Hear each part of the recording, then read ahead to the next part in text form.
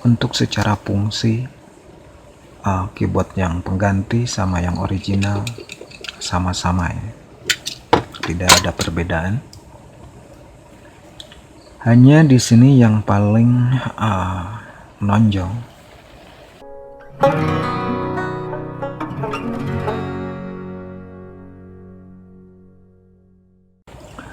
Assalamualaikum warahmatullahi wabarakatuh. Apa kabar semua? Jumpa lagi dengan saya, masih bersama R2 Channel.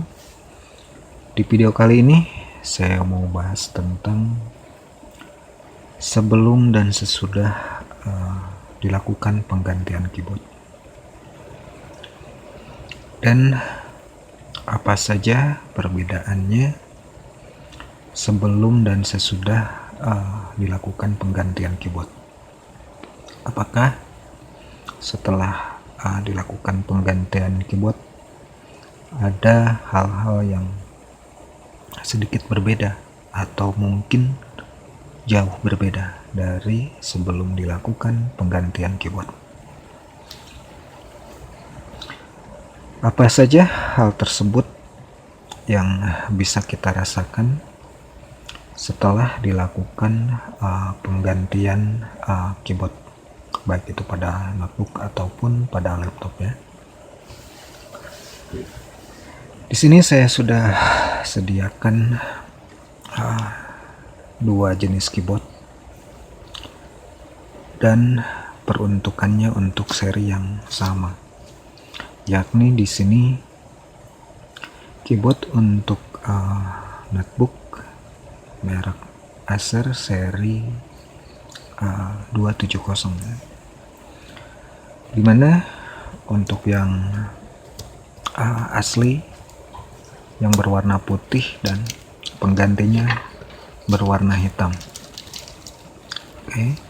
Dan berhubung yang warna putih tidak ada, jadi saya gantikan dengan warna hitam, dan kebetulan kata pemiliknya gak masalah walaupun diganti dengan warna hitam. Jadi sebelum nanti saya pasang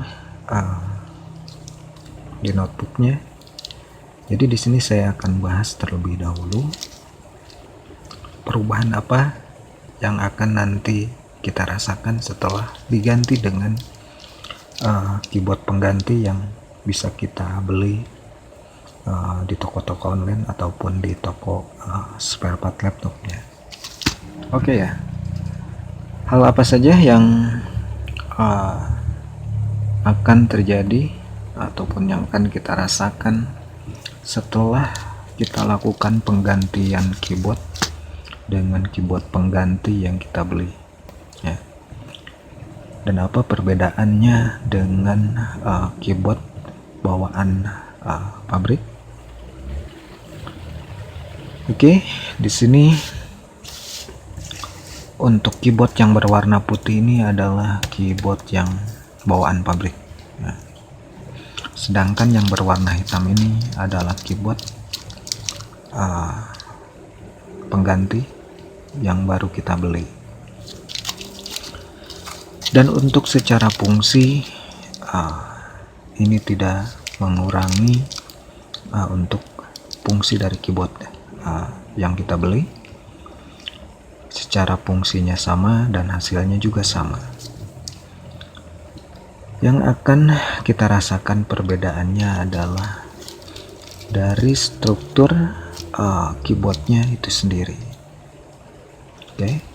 Dan mungkin teman-teman yang sudah merasakan bagaimana keyboard setelah diganti ya mungkin bisa tahulah perbedaannya ya. Dan buat teman-teman yang belum, mungkin di sini sedikit saya akan gambarkan. Oke, sini saya mau lepas dulu untuk keyboardnya.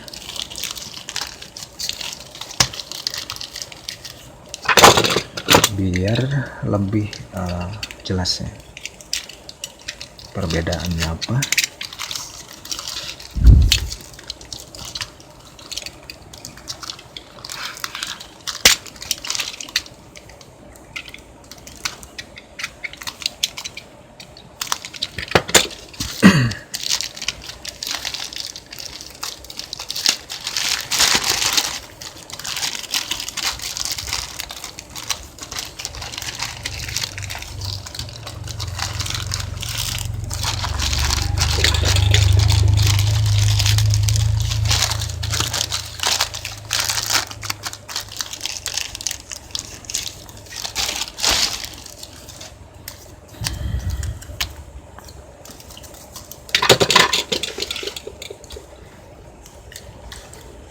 Oke, sini kita bahas untuk keyboard yang original atau yang bawaan pabrik dan keyboard yang pengganti.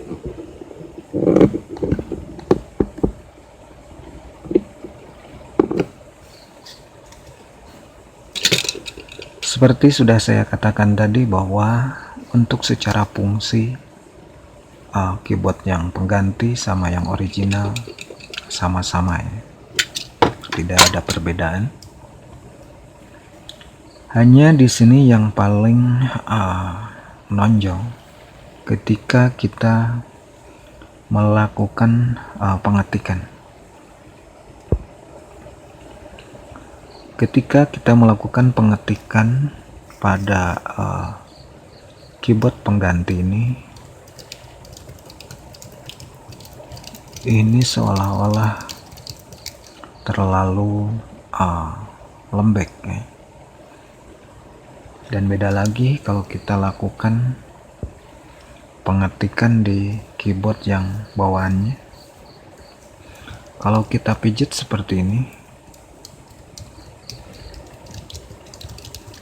tombol akan sedikit agak keras, tapi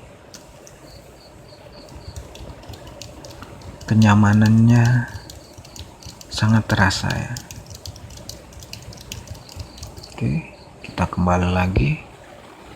Dan untuk yang keyboard pengganti ini, kalau kita pijit seperti ini,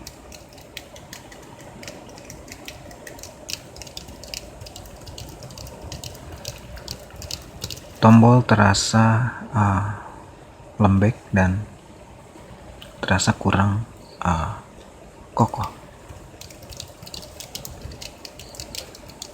Oke. Dan mungkin buat teman-teman yang jarang menggunakan keyboard hanya untuk mengetik beberapa kata atau beberapa kalimat saja, mungkin tidak terlalu berpengaruh ya. Tetapi beda lagi buat teman-teman yang kesehariannya banyak menggunakan keyboard untuk mengetik, baik itu membuat laporan, proposal dan lain sebagainya. Mungkin hal ini sedikit mengurangi kenyamanannya saat kita melakukan aktivitas di keyboard. Oke. Dan mungkin teman-teman nanti bisa bedakan apakah benar seperti itu.